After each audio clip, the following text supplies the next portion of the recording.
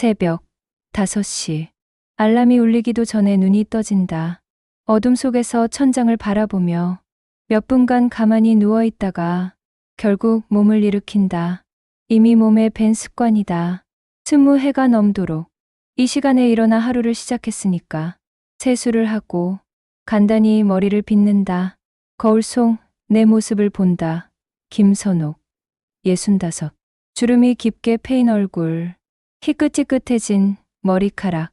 언제부터인가 거울 보는 게 두려워졌다. 하루하루 늙어가는 모습도 싫지만 더 무서운 건 가끔 거울 속에서 낯선 사람을 마주치는 것 같은 기분이 든다는 것이다. 괜찮아. 괜찮아 스스로에게 중얼거리며 부엌으로 향한다. 작은 원룸의 한편에 있는 미니. 부엌 여기서 간단히 김치찌개를 끓여 혼자 먹는다. 남편 영수가 세상을 떠난 지 벌써 10년이 됐다.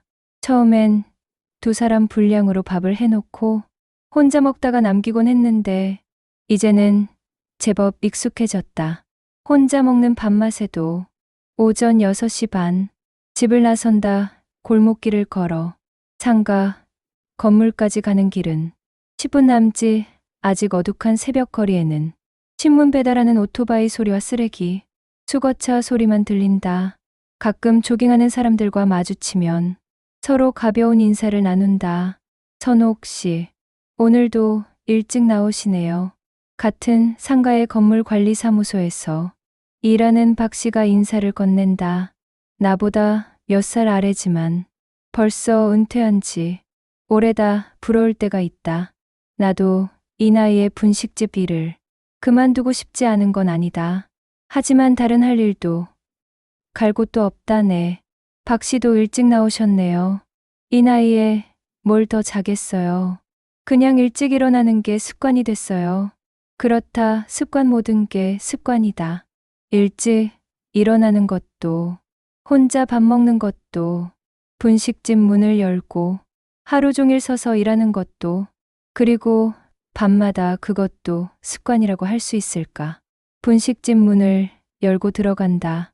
선옥인의 분식이라고 쓰인 간판 아래 20평 남짓한 작은 가게, 플라스틱 테이블 6개와 의자들, 주방 한편에 놓인 냉장고와 가스레인지.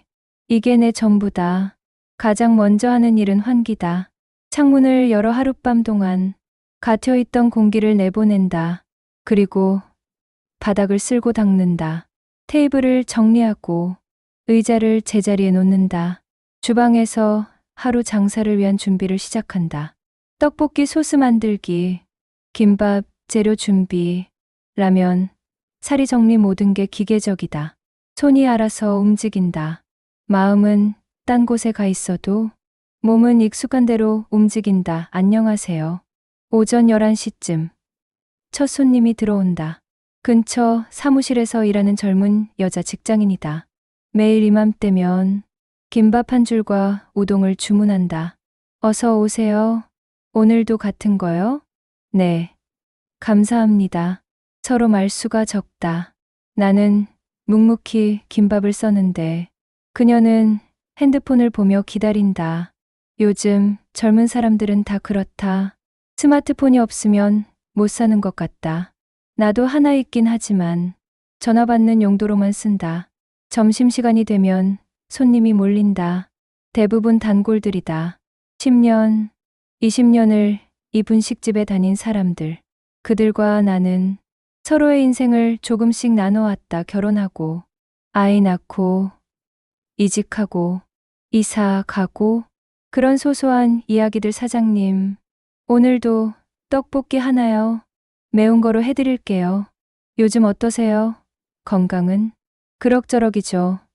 뭐 언제부턴가 단골 손님들이 내 건강을 걱정한다. 그럴 나이가 되었다는 뜻이다. 나 자신도 느낀다.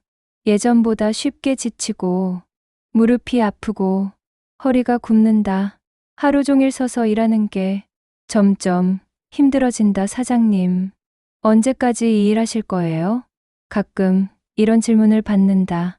나도 모르겠다. 언제까지 할지. 아니, 언제까지 할 수 있을지. 오후가 되면 손님이 뜸해진다. 간식 시간에 몇 명 더 오고 저녁 무렵에 회사원들이 몇 명 더 온다. 그리고 밤 9시가 되면 하루 장사를 끝낸다. 마지막 설거지를 하고 주방을 정리하고 쓰레기를 내다 버린다. 가스레인지 밸브를 잠그고 냉장고 문을 확인하고 전기를 끈다. 그리고 마지막으로 가게 문을 잠근다. 바로 이 순간이다. 문을 잠그고 돌아서는 그 순간 뒤에서 누군가 내 이름을 부르는 소리가 들린다. 선호가 처음엔 바람 소리인 줄 알았다. 아니면 다른 사람이 부르는 소리가 잘못 들린 거라고 생각했다. 하지만 아니다. 분명히 내 이름을 부른다. 그것도 아주 가까운 곳에서 뒤돌아본다. 아무도 없다. 텅 빈 상가 복도, 형광등, 불빛만 차갑게 내려온다. 영수야? 혹시나 해서 남편 이름을 불러본다. 바보 같은 짓이라는 걸 알면서도 영수는 죽었다. 10년 전에 교통사고로 죽었다. 다시 돌아올 리 없다 하지만 목소리는 계속 들린다. 집으로 돌아가는 길에도, 집에 도착해서도, 심지어 잠자리에 누워서도 선호가 누군가 내 이름을 부르는 소리 친숙하면서도 낯선 목소리 그리워하는 듯하면서도 원망하는 듯한 어조. 처음엔 그냥 무시했다. 나이가 들어서 이상한 소리가 들리는 거라고 생각했다. 아니면 너무 외로워서 생긴 환청이라고 하지만 시간이 지날수록 그 목소리는 더욱 선명해졌다. 어떤 밤에는 너무 생생해서 정말 누군가 옆에 있는 것 같다. 돌아보면 아무도 없지만 확실히 누군가 있었던 것 같은 느낌이 든다. 더 이상한 건 거울이다. 가끔 거울을 볼 때마다 내가 아닌 다른 사람이 보이는 것 같다. 얼굴 생김새는 같은데 표정이 다르다. 내가 짓지 않은 표정을 하고 있다. 슬프면서도 화가 난 듯한, 뭔가 말하고 싶어 하는 듯한 표정. 미치는 게 아닐까? 스스로에게 묻는다. 혼자 사는 노인이 정신이 이상해지는 게 아닐까? 그런 이야기를 들은 적이 있다. 사람은 너무 오래 혼자 있으면 이상해진다고? 혼자 중얼거리고 없는 소리를 듣고 없는 사람을 보게 된다고 하지만 다른 건 멀쩡하다. 장사도 잘하고 손님들과 대화도 잘한다. 돈 계산도 틀리지 않고 요리도 예전과 똑같이 한다.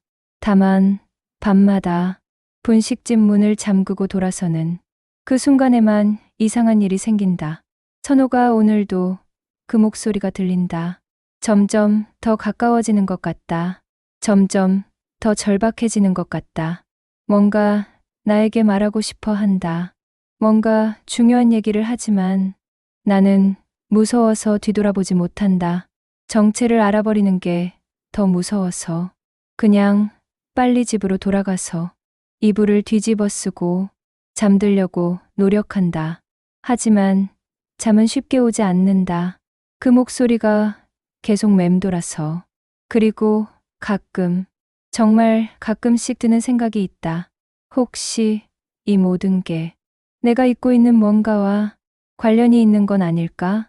10년 전 영수가 죽던 그날 나는 정말 아무것도 모르고 있었을까? 정말 그냥 불운한 사고였을까? 가슴 한편에서 무언가 꿈틀거린다. 오랫동안 꽁꽁 얼려둔 기억의 조각들이 살짝 고개를 든다 하지만 나는 애써 그것들을 다시 밀어낸다. 알고 싶지 않다. 기억하고 싶지 않다. 그냥 이대로 살고 싶다. 매일 분식집 문을 열고 손님들을 맞고 장사를 하고 문을 닫고 집에 가고 잠드는 그런 평범한 일상을 계속하고 싶다 하지만 그 목소리는 나를 내버려 두지 않는다. 선호가 오늘 밤도 그 목소리가 들린다. 더 이상 무시할 수 없을 만큼 선명하게. 나는 이불을 머리 위까지 끌어올리고 두 손으로 귀를 막는다 하지만 그 소리는 내 귀를 통해 들리는 게 아니다. 마음 깊은 곳에서 내 영혼의 어딘가에서 들려오는 소리다. 피할 수 없는 소리, 잊을 수 없는 소리. 그리고 언젠가는 정면으로 마주해야 할 소리. 처음엔 외로움이 만든 환청이라고 생각했다. 아니, 그렇게 생각하고 싶었다. 혼자 사는 노인들에게 흔한 일이라고 들은 적이 있다. 사람의 목소리가 그리워서 없는 소리를 듣게 된다고. 그래서 나는 일부러 더 바쁘게 지내려고 했다. 손님들과 더 많은 대화를 나누고 라디오도 틀어놓고 가끔은 혼자서라도 소리내어 말하곤 했다. 오늘은 떡볶이가 잘 팔리는구나. 김밥 재료 더 준비해야겠어. 날씨가 쌀쌀해지니까 우동을 많이 찾네. 혼잣말이라도 하면 그 목소리가 들리지 않을 줄 알았다 하지만 소용없었다. 분식집 문을 잠그고 돌아서는 그 순간만큼은 세상이 조용해지고 그 고요함 속에서 어김없이 그 목소리가 들렸다. 선호가 일주일째, 두 주째, 한 달째 목소리는 사라지지 않았다. 오히려 시간이 지날수록 더욱 선명해졌다. 처음엔 바람 소리처럼 희미했는데 이제는 바로 귓가에서 속삭이는 것처럼 생생하다. 더 이상한 건 그 목소리의 감정이었다. 단순히 이름을 부르는 게 아니라 무언가를 호소하는 것 같았다. 간절하면서도 원망스러운, 그리워하면서도 화가 난 것 같은 어조 누구야? 어느 날 밤 참다 못해 소리쳤다. 분식집 문을 잠근 채 텅 빈 복도에 서서 도대체 누구야? 뭘 원하는 거야? 대답은 없었다 하지만 그 순간 형광등이 깜빡거렸다. 잠깐. 한 번만 우연의 일치일 수도 있지만 소름이 돋았다. 집으로 돌아가는 길에 약국에 들렀다. 수면제라도 사야겠다는 생각이었다. 잠을 못 자서 환청이 들리는 건지도 모르니까 어르신. 요즘 잠을 못 주무세요? 젊은 약사가 친절하게 물었다. 네. 좀 이상한 소리가 들려서요. 이상한 소리요? 누군가 제 이름을 부르는 것 같은. 약사의 표정이 약간 심각해졌다. 혹시 다른 증상은 없으세요? 어지럽거나 기억이 안 나거나 아니요. 그런 건 없어요. 그냥 밤에만 특정한 시간에만 들려요. 수면제를 사서 돌아왔지만 먹기가 망설여졌다. 약에 의존하기 시작하면 끝이 없을 것 같았다. 그래서 그냥 서랍에 넣어두었다. 다음 날도 그 다음 날도 목소리는 계속 들렸다. 그런데 이상한 건 낮에는 정말 아무렇지 않다는 것이었다. 분식집에서 장사할 때는 평소와 다름없이 기운차고 정상적이었다. 사장님, 오늘 컨디션 좋아 보이시네요. 단골 고객인 박 과장이 말했다. 그래요? 네, 표정이 밝으세요. 뭔가 좋은 일이라도 있으셨나? 좋은 일이라고? 매일 밤 누군가 내 이름을 부르는 소리에 시달리는데, 하지만 정말로 거울을 보니 안색이 나쁘지 않았다. 오히려 예전보다 생기가 있어 보였다. 이상했다. 밤에는 그렇게 괴로워하면서 낮에는 멀쩡했다. 마치 두 개의 다른 인생을 사는 것 같았다. 낮에 김선옥과 밤에 김선옥. 그러던 어느 날 더 이상한 일이 생겼다. 평소처럼 분식집 일을 하고 있는데 갑자기 손님 한 명이 이상한 말을 했다. 사장님, 아까 누구 오셨어요? 네, 뭐라고요? 아까 잠깐 나갔다 왔는데 사장님이 누군가 하고 이야기하시는 소리가 들렸거든요. 그런데 들어와 보니 아무도 없고 나는 당황했다. 분명히 혼자 있었는데 누구와 이야기를 했다는 거지? 아, 그냥 혼잣말했나 봐요. 아니에요. 분명히 대화였어요. 왜 그랬어? 미안해. 이런 말들 소름이 돋았다. 나는 그런 말을 한 기억이 전혀 없었다. 그날 밤 집에 돌아와 거울을 보다가 깜짝 놀랐다. 거울 속 내 얼굴이 내가 아닌 것 같았다. 얼굴 생김새는 똑같은데 표정이 완전히 달랐다. 내가 짓지 않은 표정, 슬픔과 분노가 뒤섞인 뭔가 말하고 싶어 안달이 난 것 같은 표정. 뭐야? 이게 거울에 손을 댔다. 거울 속 손도 똑같이 움직였다 하지만 그 표정은 여전히 내 것이 아니었다. 무서워서 거울에서 시선을 돌렸다가 다시 보았다. 그때는 평상시의 내 얼굴로 돌아와 있었다. 착각이었을까? 며칠 후 비슷한 일이 또 일어났다. 분식집에서 떡볶이를 만들고 있는데 단골 손님인 이모님이 묻는 것이었다. 선옥 씨, 요즘 무슨 걱정 있어? 얼굴이 많이 어두워졌던데. 어두워졌다고요? 응.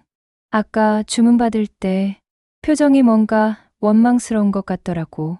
나는 기억이 나지 않았다. 아까 그 이모님한테 평소처럼 밝게 인사했던 것 같은데 제가 그랬나요? 그래서 무슨 일인가 싶어서 물어보는 거야. 이상했다.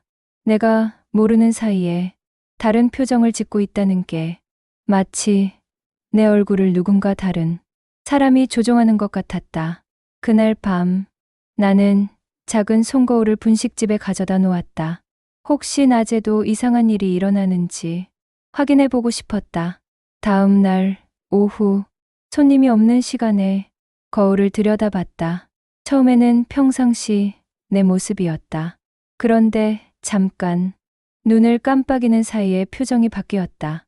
내가 짓지 않은 표정으로 왜 모른 척해. 거울 속에서 내 입이 움직였다 하지만 나는 그런 말을 하지 않았다. 왜 기억하지 않으려고 해? 또다시 내 목소리가 들렸지만 내가 한 말이 아니었다. 심장이 미친 듯이 뛰었다. 거울을 떨어뜨릴 뻔했다. 뭐야. 이게 거울을 다시 보니 평상시 내 얼굴로 돌아와 있었다. 하지만 이제 확신했다. 이건 단순한 환청이나 착각이 아니다. 누군가 내 안에 있다. 내가 아닌 다른 누군가가. 그날부터 나는 거울 보기를 피했다. 분식집에 있는 작은 거울도 치워버렸다. 집에서도 세수할 때 말고는 거울을 보지 않으려고 했다. 하지만 피한다고 해서 해결되는 건 아니었다. 오히려 그 다른 나는 더 자주 나타나기 시작했다. 손님들의 반응으로 알 수 있었다. 사장님, 오늘 좀 이상하세요. 뭔가 화가 나 있는 것 같은데 혹시 몸이 안 좋으세요? 표정이 나는 평상시처럼 행동하고 있다고 생각하는데 사람들은 내가 다르다고 했다. 심지어 어떤 날은 내가 기억하지 못하는 대화를 했다고 하는 손님도 있었다. 어제 사장님이 남편분 이야기 하시던데 괜찮으세요? 남편 이야기요? 네. 많이 힘드셨다고? 아직도 그날 생각하면 잠이 안 온다고? 나는 그런 말을 한 기억이 전혀 없었다. 영수 이야기는 누구에게도 하지 않는다. 특히 그날 일은 절대로 무서웠다. 내가 내 자신을 통제할 수 없다는 게, 내 의식이 없는 사이에 누군가 내 몸을 빌려 다른 말을 하고 다른 표정을 짓는다는 게, 밤마다 들리는 목소리도 더욱 선명해졌다. 선호가, 기억해, 선호가. 그날을 기억해, 선호가. 진실을 말해. 이제는 단순히 이름을 부르는 게 아니라 구체적인 말들을 했다. 기억하라고. 진실을 말하라고. 무슨 진실? 뭘 기억하라는 거야? 소리쳤지만 대답은 없었다. 다만 더 간절한 목소리만 들려올 뿐이었다. 선호가. 제발 제발이라는 말에는 절망이 담겨 있었다. 마치 오랫동안 호소해왔는데 아무도 들어주지 않은 사람의 목소리 같았다. 한 달이 지나고 두 달이 지났다. 목소리는 사라지지 않았고 거울 속의 낯선 표정도 계속되었다. 그리고 내가 기억하지 못하는 순간들이 점점 많아졌다. 어느 날은 분식집 냉장고를 열었는데 내가 기억하지 못하는 메모가 붙어 있었다. 그날 비가 왔다. 내 글씨였다. 분명히 내 손으로 쓴 글씨 하지만 언제 이런 메모를 썼는지 전혀 기억이 나지 않았다. 그날 비가 왔다. 무슨 뜻이지? 며칠 후에는 또 다른 메모를 발견했다. 트럭은 빨간색이었다. 역시 내 글씨 하지만 내가 쓴 기억이 없다. 빨간색 트럭, 무슨 트럭. 점점 많은 메모들이 나타났다. 내가 모르는 사이에 내가 쓴 메모들. 그 사람은 술을 마셨다. 브레이크를 밟지 않았다. 일부러였다. 마지막 메모를 봤을 때 온몸이 얼어붙는 것 같았다. 일부러였다. 뭐가 일부러였다는 거지? 설마 갑자기 10년 전 그날이 떠올랐다. 영수가 죽은 날 교통사고라고 했던 그날 아니다. 생각하지 마. 기억하지 마. 나는 급하게 모든 메모를 찢어서 쓰레기통에 버렸다. 하지만 며칠 후에 또 새로운 메모가 나타났다. 선호가 왜 외면하려고 해? 이번에는 메모 대신 거울에 써 있었다. 김이 서린 거울에 손가락으로 쓴 글씨. 나는 절규했다. 그만해. 제발 그만둬. 하지만 밤마다 들리는 목소리는 더욱 절박해졌다. 선호가 같은 말을 반복하지만 그 속에 담긴 감정은 점점 깊어졌다. 슬픔, 분노, 절망, 그리운 모든 감정이 뒤섞인 목소리. 그리고 어느 날 밤, 그 목소리가 처음으로 다른 말을 했다. 선호가, 이제 기억할 때가 됐어. 그 순간 나는 알았다. 이 모든 일은 끝나지 않을 거라는 걸. 내가 원하든 원하지 않든 언젠가는 그 진실과 마주해야 한다는 걸. 하지만 나는 아직 준비가 되지 않았다. 그 기억을 마주할 용기가 없었다. 그래서 계속 외면했다. 계속 모른 척했다. 하지만 그 목소리는 절대 포기하지 않을 것 같았다. 그는 언제부터인가 매주 목요일 오후 3시쯤 분식집에 왔다. 70대 후반으로 보이는 노인. 키가 크고 말랐으며 항상 깔끔한 회색 정장을 입고 왔다. 주문은 늘 똑같았다. 김밥 한 줄과 따뜻한 우동. 한 그릇. 처음엔 그냥 새로운 단골 손님이라고 생각했다. 동네에 이사온 은퇴한 직장인쯤으로. 하지만 뭔가 달랐다. 다른 손님들처럼 스마트폰을 보거나 신문을 읽지 않았다.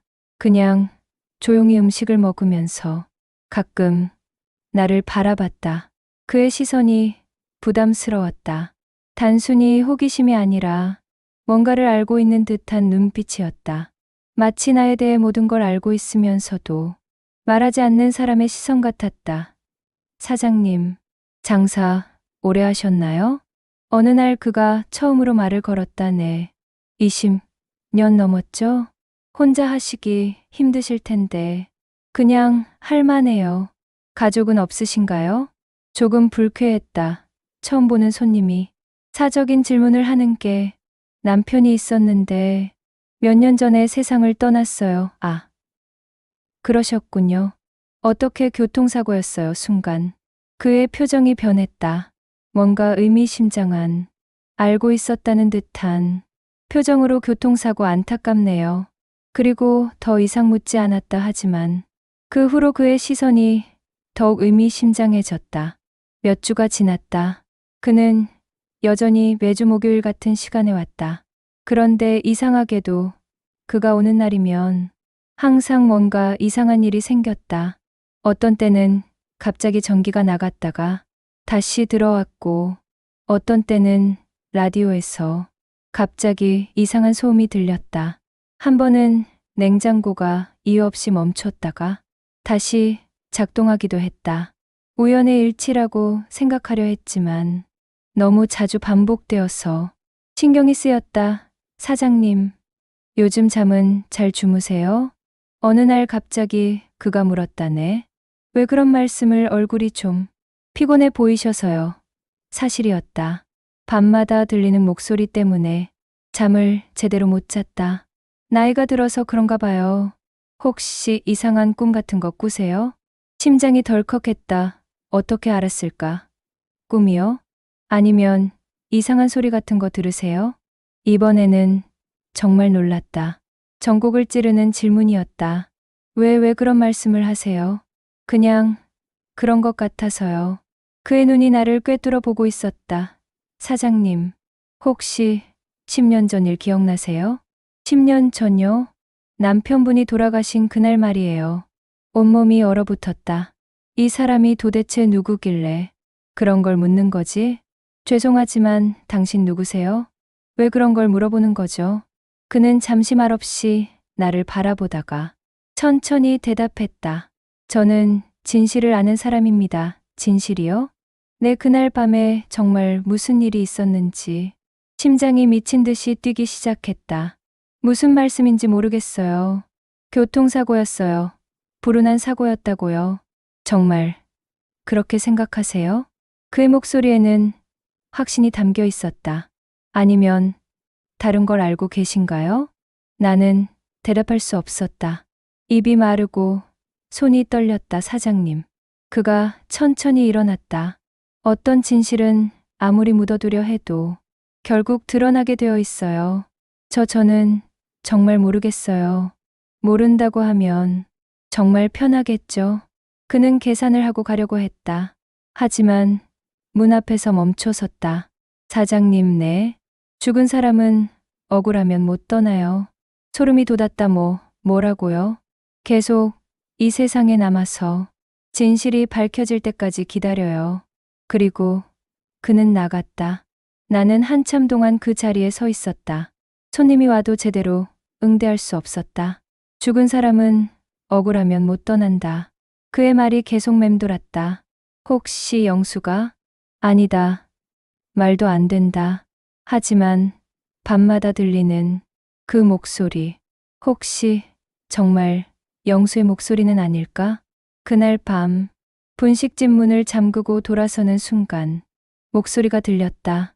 선호가 이번에는 더 선명했다.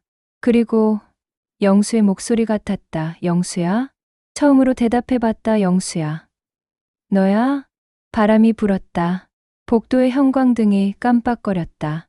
선호가 왜 모른 척해. 영수의 목소리였다. 분명히 내가 20회 넘게 들었던 그 목소리. 영수야. 정말 너야? 선호가 그날 기억해. 무슨 그날? 뭘 기억하라는 거야? 그날 밤 비가 왔어. 비? 10년 전 그날 밤에 비가 왔나? 갑자기 기억이 조각조각 떠올랐다. 그날 정말 비가 왔었다. 선호가 그 사람을 기억해. 그 사람? 누구를 말하는 거지? 영수야. 누구를 말하는 거야? 무슨 일이 있었던 거야? 하지만 목소리는 더 이상 들리지 않았다. 그날 밤 잠들지 못하고 10년 전 그날을 떠올려 봤다. 영수가 죽은 날 늦은 밤이었다. 영수는 회사 회식이 있다고 했었다. 평소보다 늦게 들어온다고 했는데, 그런데 왜 혼자 차를 타고 가다가 사고가 났을까? 회식이면 다 같이 택시를 타거나 대리운전을 불러야 하는 거 아닌가? 그때는 그런 생각을 할 겨를이 없었다. 너무 급작스럽고 충격적인 일이어서 그냥 받아들이기만 했다. 하지만 지금 다시 생각해보니 이상한 점이 많았다. 그날 밤 경찰서에서 만난 담당 형사도 이상했다. 뭔가 숨기는 것 같은 태도였다. 부인. 남편분이 혹시 요즘 누군가와 문제가 있었나요? 문제요? 무슨 문제 말씀이세요? 아니, 그냥 사고 현장이 좀 이상해서요. 이상하다고요? 일반적인 교통사고와는 좀 달라서 좀 더 조사가 필요할 것 같습니다. 하지만 며칠 후 다시 연락이 왔을 때는 다른 말을 했다. 조사 결과 단순 교통사고로 결론이 났습니다. 상대방 운전자가 음주운전을 했고 우연히 남편분 차와 충돌한 거였어요. 그럼 처음에 이상하다고 하신 건? 아, 그건 제가 착각했나 봅니다. 그때도 이상했다. 형사의 태도가 완전히 달라져 있었다. 그리고 영수의 장례식 회사. 사람들이 많이 왔다 하지만 뭔가 어색한 분위기였다. 슬픔보다는 불편함이 느껴졌다. 특히 영수의 상사였던 부장님, 조문을 오긴 했지만 제대로 인사도 하지 않고 금세 돌아갔다. 평소에 영수를 아껴주던 사람이었는데 그때는 그냥 바쁘기 때문이라고 생각했다. 하지만 지금 생각해보니 며칠 후 그 노인이 다시 왔다. 여전히 목요일 오후 3시 안녕하세요. 사장님, 안녕하세요. 이번에는 나도 마음의 준비를 하고 있었다. 그는 평소처럼 김밥과 우동을 주문했다. 그리고 조용히 먹기 시작했다. 저기 질문이 있어요. 내가 먼저 말했다. 네. 말씀하세요. 지난번에 진실을 안다고 하셨는데, 네, 정말 뭔가 알고 계시는 거예요? 그는 수저를 놓고 나를 바라봤다. 사장님이 알고 싶으세요? 모르겠어요. 무서워요. 무서워하실 만해요. 하지만 그가 몸을 앞으로 기울였다. 진실을 모른 채로는 평생 괴로우실 거예요. 그날 밤 정말 뭔가 있었던 건가요? 네, 단호한 대답이었다. 남편분은 단순한 교통사고로 돌아가신 게 아니에요. 온몸이 얼어붙었다. 그럼 뭔데요? 그는 잠시 망설이다가 천천히 입을 열었다. 살해당하신 거예요. 뭐라고요? 남편분은 살해당했어요. 교통사고로 위장된 살인이었습니다. 세상이 돌아가는 것 같았다. 그럴 리가 왜? 영수를 남편분이 뭔가를 알고 있었거든요. 뭐요? 회사에서 일어나는 불법적인 일들을. 내 머리는 하얗게 변했다. 그리고 사장님도 알고 계시죠? 그가 내 손을 꼭 잡았다. 그날 밤 남편분이 전화했잖아요. 순간 모든 기억이 쏟아져 들어왔다. 그날 밤 정말로 영수가 전화를 했었다. 선호가. 나 위험해. 무슨 소리야? 어디 있어? 사장이 나를 제거하려고 해. 무슨 말도 안 되는 소리를. 선호가. 내가 죽으면 진실을 밝혀줘. 영수야. 뭔 소리야? 무서운 소리 하지 마. 선호가. 사랑해. 그게 마지막이었다. 1시간 후 경찰서에서 연락이 왔다. 교통사고였다고? 나는 그 전화를 잊어버리려고 했다. 영수의 마지막 말을 기억하지 않으려고 했다. 너무 무서웠기 때문에. 이제 잊은 걸 떠올릴 때가 됐소. 노인이 낮게 속삭였다. 그 순간 심장이 멎는 것 같았다.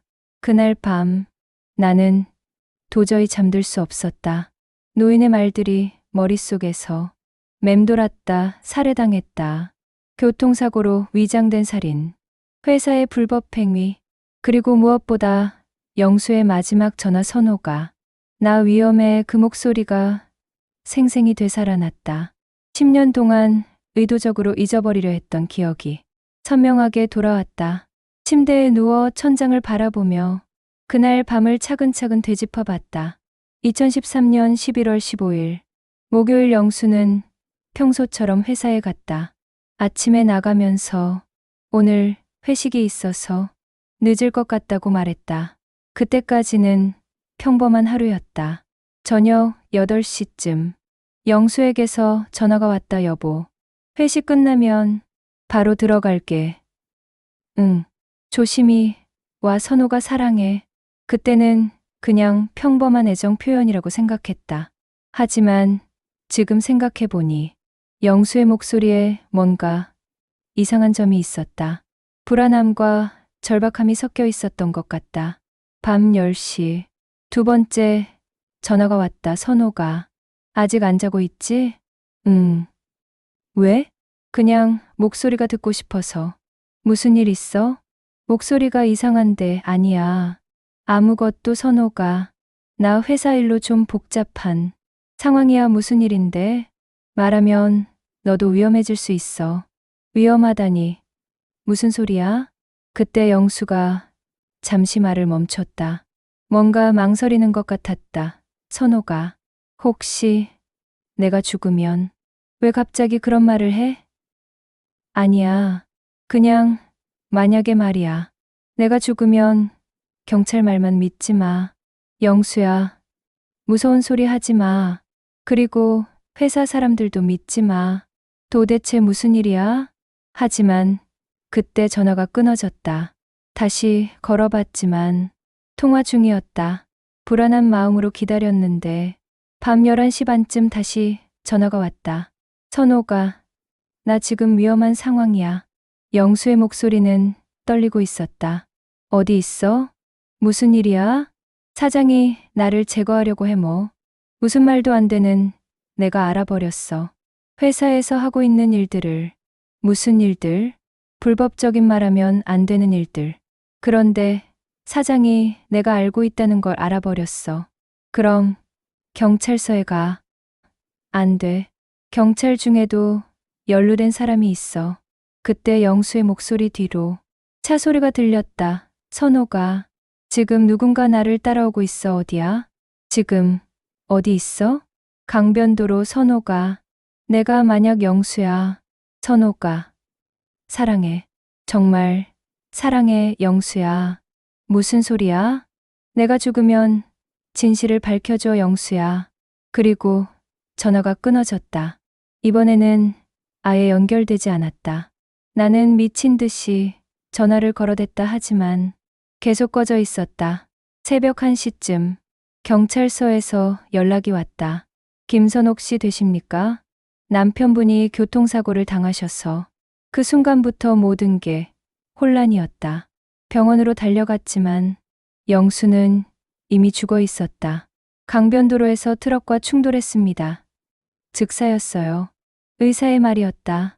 트럭 운전사는 음주운전 상태였고 브레이크를 제대로 밟지 못해서 충돌한 것 같습니다. 그때 담당 형사가 왔다. 부인. 남편분이 혹시 요즘 누군가와 문제가 있었나요? 문제요? 사고 현장이 좀 이상해서요. 일반적인 교통사고와는 이상하다고요. 브레이크 흔적이 없어요. 그리고 충돌 각도도. 하지만 며칠 후 같은 형사가 다른 말을 했다. 조사 결과 단순 교통사고였습니다. 더 이상 조사할 건 없어요. 하지만 처음에는 이상하다고. 그건 제가 착각이었나 봅니다. 형사의 표정이 완전히 달라져 있었다. 뭔가 다른 압력을 받은 것 같았다. 그리고 영수의 장례식 날 회사 사람들이 왔지만 모두 어색해했다. 특히 김 부장, 영수의 직속 상사였던 그 사람은 제대로 조문 인사도 하지 않고 얼른 돌아갔다. 김 대리가 참 좋은 사람이었는데 다른 동료가 말했다. 요즘 좀 힘들어하는 것 같더니. 힘들어했다고요? 네. 뭔가 고민이 많아 보이더라고요. 회사 일 때문에. 회사 일이요? 잘은 모르겠지만 최근에 부장님하고 뭔가 갈등이 있었던 것 같아요. 갈등? 영수는 그런 말을 한 적이 없었는데 그때 김 부장이 다가왔다. 부인. 김 대리 일로 유가족에게 회사에서 보상금을 드릴 예정입니다. 보상금이요? 네. 꽤 큰 금액일 거예요. 이상했다.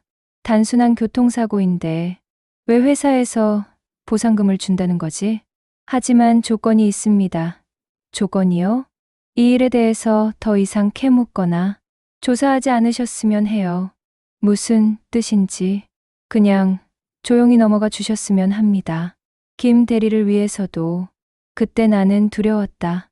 영수의 마지막 전화 내용과 회사 사람들의 이상한 태도, 모든 게 연결되는 것 같았지만 너무 무서웠다. 혼자서 그 거대한 음모와 맞설 수 없을 것 같았다. 그래서 잊기로 했다.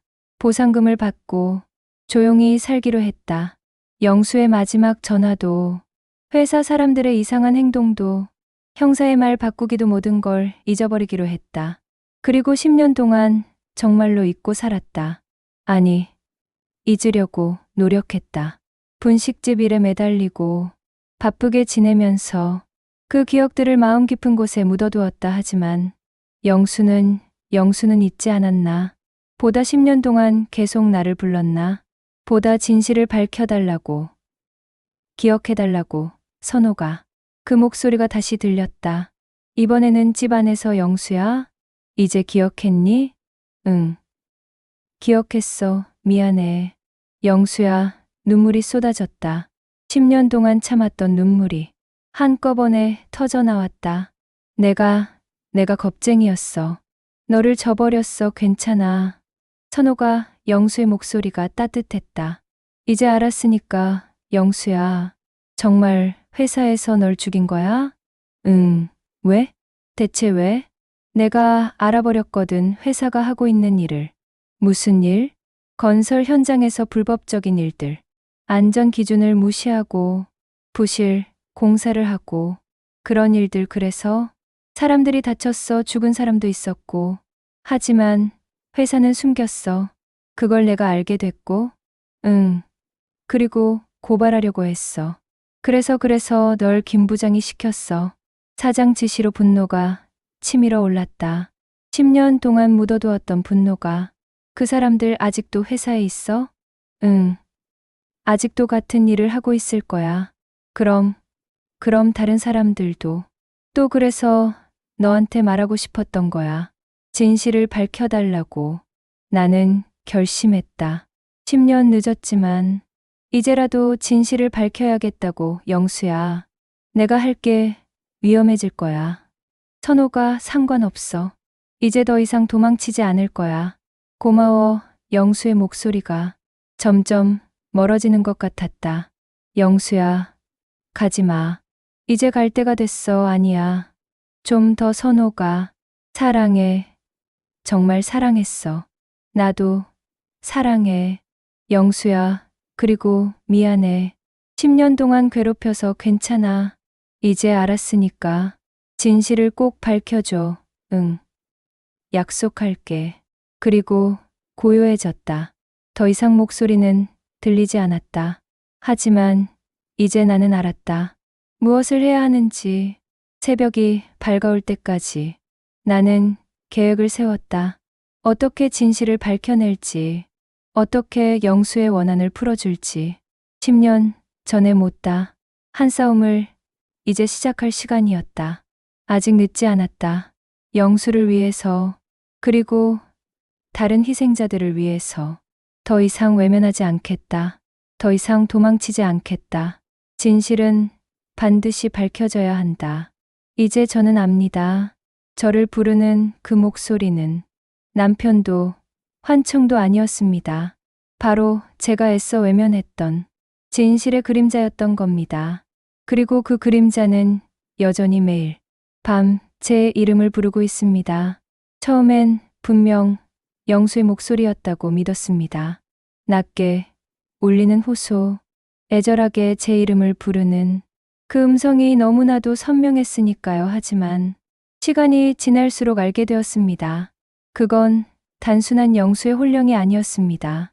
그건 제가 외면한 기억이, 제가 외면한 죄책감이, 그리고 제가 외면한 두려움이 만들어낸 그림자였습니다. 10년 동안 저는 분식집에 매달려 살았습니다.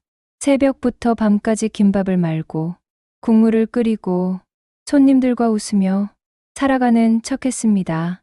하지만 제 마음속 어딘가에서는 항상 그날 밤의 마지막 전화가 울리고 있었습니다. 선호가, 나 위험해. 내가 죽으면 진실을 밝혀줘. 그 목소리를 저는 지워버렸습니다. 아니, 지웠다고 믿고 싶었습니다. 하지만 인간의 기억은 억지로 묻는다고 사라지지 않더군요. 그것은 그림자가 되어 매일 밤 제 침대 옆에서, 제 가게 한쪽 모퉁이에서, 심지어는 제 뒷모습에서 저를 따라왔습니다. 그림자의 정체를 깨달은 순간 저는 오히려 한 가지 확신을 얻었습니다. 이제 도망칠 수 없다는 것. 10년 전 영수는 죽기 전까지 저를 지키려 했습니다. 그는 두려움 속에서도 마지막 순간까지 저에게 진실을 남겼습니다. 그런데 저는 그 목소리를 무시했습니다. 회사에서 준 돈으로 가게를 운영하고 사람들에게 남편은 교통사고로 세상을 떠났다며 거짓말을 했습니다. 그것이 제 생존 방식이었으니까요. 그러나 이제 그 거짓은 더 이상 제 방패가 될 수 없었습니다. 왜냐하면 그림자는 제 마음속에만 있지 않았으니까요. 며칠 전부터 이상한 일들이 일어나기 시작했습니다. 가게 문 앞에 낯선 발자국이 찍혀 있었습니다. 분명 제가 문을 닫고 나서 아무도 오지 않았는데 새벽에 나가보면 젖은 구두, 자국 같은 것들이 남아 있었습니다. 또 한 번은 가게로 들어오는 전화를 받았는데 아무도 말하지 않았습니다. 그저 숨소리만 길고 낮게 이어지다가 끊겼습니다. 저는 손에 들고 있던 수저를 떨어뜨렸습니다. 그리고 무엇보다 가장 무서운 건 분명 제 눈앞에서 그림자가 움직이고 있다는 겁니다. 어느 날 밤 분식집 불을 끄고 나가려는데 주방 한쪽 벽에 제 그림자가 둘 있었습니다. 하나는 제가 불을 끄면서 움직이는 평범한 그림자였고 다른 하나는 가만히 서 있었습니다. 제 동작을 따라 하지 않고 그저 저를 바라보고 있었습니다. 심장이 미친 듯이 뛰었습니다. 숨을 제대로 쉴 수가 없었습니다. 그리고 그때 또렷하게 들렸습니다. 선호가 이번에는 영수의 목소리가 아니었습니다. 낯설고 낮은, 그러나 분명히 인간의 목소리였습니다. 왜 이제야 기억했어? 저는 침대에 앉아 떨리는 손으로 오래된 상자를 꺼냈습니다. 10년 전 영수의 장례식 이후로 열어보지 않았던 상자였습니다. 그 안에는 영수의 물건들이 들어 있었습니다. 낡은 지갑, 회사 명함, 그리고 그가 쓰던 작은 수첩을 펼치자 낯선 숫자들과 이름이 빼곡히 적혀 있었습니다. 건설 현장 이름, 날짜, 금액, 사람들의 이니셜. 저는 그것을 읽는 순간 영수가 마지막까지 지키려 했던 게 무엇인지 깨달았습니다. 부실 공사? 은폐된 사고? 손끝이 차가워졌습니다. 영수는 이 기록을 남기려 했던 겁니다. 그리고 그것을 제가 알게 하려 했던 겁니다. 그때였습니다. 방 안이 싸늘해졌습니다. 창문은 닫혀 있었는데 바람이 불어왔습니다. 뒤에서 그림자가 길게 드리워졌습니다. 저는 천천히 고개를 돌렸습니다. 거기 검은 형체가 서 있었습니다. 키가 크고 마른 남자, 회색 정장을 입은 모습. 가게에 매주 오던 그 노인이었습니다. 역시 기억해냈군요. 그의 목소리가 방 안에 울려 퍼졌습니다. 당신, 대체 누구예요? 제 목소리는 떨리고 있었습니다.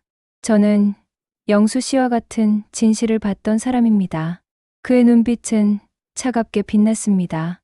왜 저를 찾아온 거죠? 당신이 이제 진실을 꺼낼 때가 됐기 때문이요. 저는 수첩을 움켜쥔 채로 고개를 저었습니다. 하지만 무서워요. 만약 그 사람들에게 들키면 이미 들켰소. 그가 낮게 속삭였습니다. 순간 등골이 얼어붙었습니다. 창밖 어둠 속에서 무언가가 움직이는 게 보였습니다. 사람의 그림자들. 그들은 가만히 저를 지켜보고 있었습니다. 그날 밤 저는 알았습니다. 남편의 죽음은 단순한 과거가 아니었습니다. 그것은 아직 끝나지 않은 사건이었고 그 사건의 잔재가 여전히 제 주변을 맴돌고 있다는 사실을. 그림자의 정체는 단순히 제 죄책감이 아니었습니다. 그건 살아남은 자들이 감추려 한 진실, 그리고 억울하게 죽은 자들의 원한이었습니다. 저는 이제 선택해야 했습니다. 그림자와 함께 살며 침묵할 것인지, 아니면 그림자를 마주하고 빛 속으로 끌어낼 것인지. 그리고 저는 결심했습니다. 10년 전 외면했던 그 약속을 지키기로. 이제 그림자의 정체를 드러낼 시간입니다. 남편 영수의 죽음이 단순한 교통사고가 아니라는 것을, 그리고 그들이 아직도 어딘가에서 같은 짓을 반복하고 있다는 것을. 그림자는 더 이상 제 발목을 잡는 사슬이 아닙니다. 그림자는 제게 진실로 가는 길을 보여주는 증거입니다. 새벽이 밝아올 무렵 저는 수첩을 꼭 쥐고 있었습니다.